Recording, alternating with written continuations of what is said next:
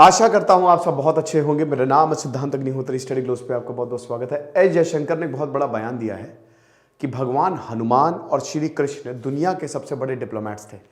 क्या क्या कहा है एस जयशंकर ने, हम बात करेंगे इसकी। नरेंद्र मोदी का भी शुक्रिया बोला है उन्होंने कहा कि मैंने ज़िंदगी में नहीं सोचा था कि मैं फॉरेन मिनिस्टर बनूंगा और मैं अपना best of the best try कर रहा हूँ। नरेंद्र मोदी के बाद मतलब देखिए पुणे में बात कर रहे थे बेसिकली।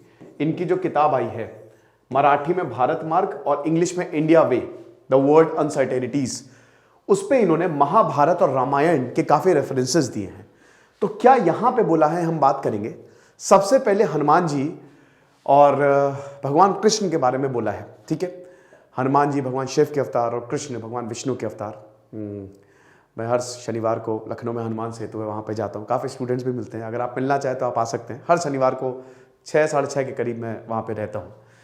तो हनुमान जी के बारे में इन्हें यही बोला है कि देखिए भगवान हनुमान जो हैं, डिप्लोमेसी की पराकाष्ठा ये होती है डिप्लोमेसी। भगवान हनुमान गए, उन्होंने सीधा वार नहीं किया। वो चाहते तो 1 मिनट में लंका को खत्म कर सकते थे, लेकिन उन्होंने नहीं किया। ये गए, उन्होंने रावण से बातचीत की, रावण को समझाया। रावण बहुत शक्तिशाली था, लेकिन रावण ने गलती क्या कर दी कि इनको वीक समझ लिया और उसके बाद फिर पूरी की पूरी लंका में आग लगा दी। सीता को भी जब माँ सीता को भी जब लेने आया था तो माँ सीता ने हनुमान जी से यही बोला कि देखो मैं तुम्हारे साथ चली तो जाऊंगी, लेकिन यहाँ पे लंका में इतने लोग जो परेशान हैं, इतने लोग जो दिक्कत में हैं, वो कहाँ जाएंगे, तो पहले इनको छुड़ाओ। तो हनुमान जी ने पूरे लंका में आग लगा दी, दिमाग खराब हो गया। समझ रहे हो? तो हनुमान जी की डिप्लोमेसी तो जबरदस्त है।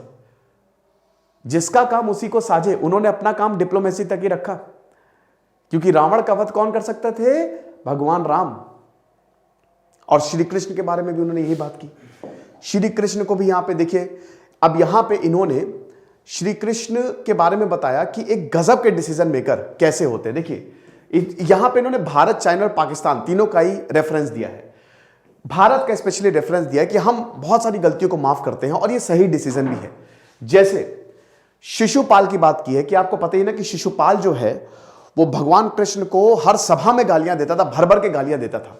और भगवान कृष्ण ने बोला था कि मैं तुम्हारे 99 गलतियां माफ करूंगा, लेकिन 100वीं बार मैं तुम गए काम से। तो बार बार वो गालियां देता था। भगवान कृष्ण बोलते थे छोड़ो छोड़ो, कोई बात नहीं, कोई बात नहीं, कोई बात नहीं, कोई बात नहीं। लेकिन जैसे ही 100वीं गलती की, 100वीं बार गाली दी, तो भगवान कृष्ण अपना सुदर्शन चक्र उठा के शिशुपाल का गला काट दिया था। तो ये एक जबरदस्त डिसीजन मेकर की जैसे भारत है, उसकी ये एक कैरेक्टरिस्टिक होता है, उसका एक फीचर होता है ये कि सही समय पे क्या करना है। हर बात पे अगर कोई आपको क्रिटिसाइज भी कर रहा है, कोई गलती भी कर रहा है, तो अगर आपका इस समय सिचुएशन ऐसी है कि आपको उसको माफ करना है तो करिए माफ, लेकिन एक हद तक बर्दाश्त करेंगे, उसके बाद तो फिर बर्दाश्त के बाहर चीजें हो जाएंगी। फिर यहां पे बात की है अभिमन्यु की, जयद्रथ की। यहां पे बताया है बहुत तगड़े तरीके से कि जरूरी है स्ट्रैटेजिक ऑटोनॉमी भी बहुत ज्यादा जरूरी है।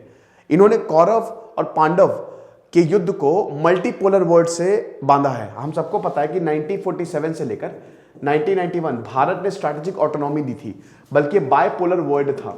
फिर 1991 से लेकर 2008 तक ये यूनिपोलर वर्ल्ड था, अमेरिका का दबदबा, और 2008 से लेकर अभी तक ये मल्टीपोलर वर्ल्ड है और स्टिल हम स्ट्रैटेजिक ऑटोनॉमी में है ना।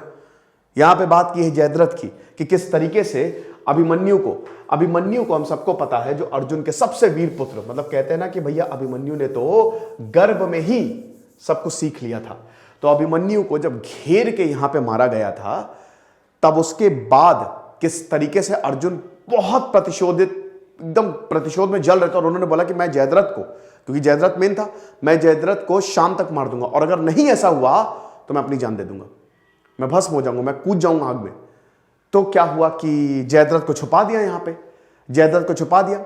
अब सिर्फ दिन का ही समय था, दिन भर में आपको जयद्रथ को मारना था। दिन ढलता जा रहा था, अर्जुन को जयद्रथ कहीं मिला ही नहीं। कौरव बड़े खुश कि अर्जुन गए तो फिर खेल खत्म, गॉन, एवरीवन इज गॉन, क्योंकि मेन तो अर्जुन ही है। तो अर्जुन गए तो खेल खत्म। लेकिन यहां पे हुआ क्या कि भगवान श्री कृष्ण, देखिए अब ये डिप्लोमेसी, उन्होंने हथियार नहीं उठाए, लेकिन बिना हथियार उठाए उन्होंने जंग जिता दी। तो उन्होंने अपने सुदर्शन चक्र से सूरज को ढक दिया, और उसके बाद जयद्रथ सामने आ गया, बोला कि देखो मैं तो जीत गया, तुम मुझे मार नहीं पाए, तो अब तुमको वादे के खिलाफ मरना होगा। लेकिन उसी वक्त हम ये देखते हैं कि जयद्रथ जैसे ही ये हुआ, भगवान श्री कृष्ण अपना सुदर्शन चक्र को हटाया और सूरज दिन तो ढले ही नहीं, तो तुरंत यहां पे अर्जुन ने बाण निकाला और गला काट दिया जयद्रथ का। एक और डिप्लोमेसी का जबरदस्त एग्जांपल, स्ट्रैटेजिक ऑटोनॉमी का एग्जांपल है। फिर यहां पे स्ट्रैटेजिक डिसेप्शन की भी बात करते हैं, ठीक है। यहां पे स्ट्रैटेजिक डिसेप्शन जो अश्वत्थामा है ना, गुरु द्रोणाचार्य ने बैंड बजा दी थी पांडवों की 5 दिन, वैसे तो 18 दिन तक महाभारत का युद्ध चला था, लेकिन सबसे पहले जो सेनापति थे कौन थे? सबसे पहले सेनापति थे भैया भीष्म पितामह, जिन्होंने अकेले ही 6 से 7 अश्वनी सेना को खत्म कर दिया था। पांडवों की मतलब इतनी बुरी हालत की थी कि श्री कृष्ण ने बोला था कि मैं पूरे के पूरे युद्ध में हथियार नहीं उठाऊंगा, है ना। लेकिन समझिए कि भीष्म पितामह ने बोला था कि आप हथियार उठाएंगे, चैलेंज है मेरा, बोला नहीं उठाऊंगा, जो करना कर लो। इतनी तबाही मचाई थी भीष्म पितामह ने, इतनी तबाही, 1 मैन आर्मी, किसी को कुछ करने बाकी सब पॉपकॉर्न खा के, दुर्योधन कर्ण आराम से पीछे बैठे थे, पॉपकॉर्न खा रहे थे कि अकेले भीष्म ही संभाल लेंगे। तो भीष्म पितामह ने इतनी तबाही मचाई थी कि श्री कृष्ण ने फिर भैया रथ का पहिया उठा लिया था गुस्से में। तब फिर भीष्म पितामह ने बोला कि ऐसे उनके सामने हाथ जोड़े कि देखा मैंने आपको बोला था। लेकिन फिर हम सबको पता कि शिखंड कैसे उनका वध हुआ, कि शिखंडी को सामने रखा गया और उसके बाद फिर जो बाणों की शैया आई, और फिर खैर वो एक अलग वृतांत है।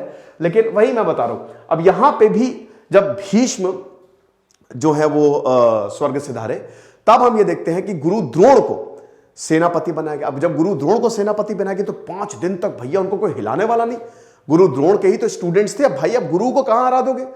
तो गुरु द्रोण, अब देखिए स्ट्रैटेजिक डिसेप्शन की यहां पे बात की गई है, बहुत बड़ी बात है यहां पे स्ट्रैटेजिक डिसेप्शन की, कि यहां पे बोला है कि देखिए जिस तरीके से भगवान श्री कृष्ण ने फिर से चाल चली, कैसे चाल चली? उन्होंने बोला अश्वत्थामा, गुरु द्रोण के जो बेटे थे अश्वत्थामा, जिनको अमरता का वरदान प्राप्त था, मणि थी ना गले में, तो उनके जो बेटे थे, हुआ क्या कि सबसे ज्यादा गुरु द्रोण उन्हीं से ही प्यार करते थे।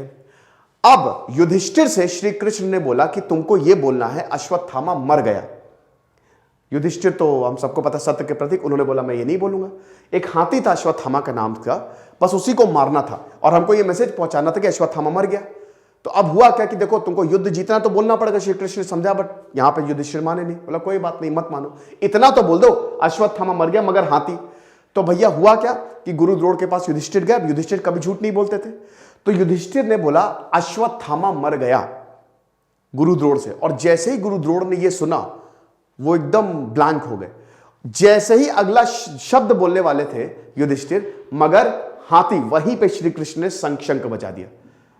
उन्होंने हथियार डाले गुरु द्रोण ने, और उसके बाद गुरु द्रोण का भी वध किया यहां पे अर्जुन ने, हमें देखते हैं, ठीक है ना। तो यह हिसाब किताब था। उसके बाद यहां पे बात की गई है यहां पे चाइना और पाकिस्तान की रूल बेस्ड ऑर्डर की बात की गई है। रूल बेस्ड ऑर्डर पे एग्जांपल दिया यहां पे कर्ण और दुर्योधन का, कि रूल बेस्ड ऑर्डर कितना जरूरी है, सेट ऑफ रूल्स। लेकिन यहां पे China Pakistan set of rules का उल्लंघन कर रहे हैं, और सेम चीज जैसे कर्ण और दुर्योधन ने की थी। कर्ण मेरे फेवरेट पे कैरेक्टर है महाभारत में, लेकिन इन्होंने भी रूल बेस्ड ऑर्डर को तोड़ा था, खत्म किया था। और ऐसे ही चाइना और पाकिस्तान हर तरीके से, चाइना जो है वो, जैसे आप देखिए चाइना यहां पे दुर्योधन को पाकिस्तान बोल रहे हैं और चाइना को कर्ण बोल रहे हैं। इनकी दोस्ती ऐसी ही है क्योंकि कर्ण बहुत बड़े महारथी थे, इनको हराना नामुमकिन था, है ना। और दुर्योधन जो है उसको सामने को समझ ही में नहीं आ रहा था क्या सही है क्या गलत है। तो पाकिस्तान यही है दुर्योधन, और कर्ण जो है जिनके पास पावर है वो चाइना, वो पीछे से सपोर्ट दे रहा है दुर्योधन को।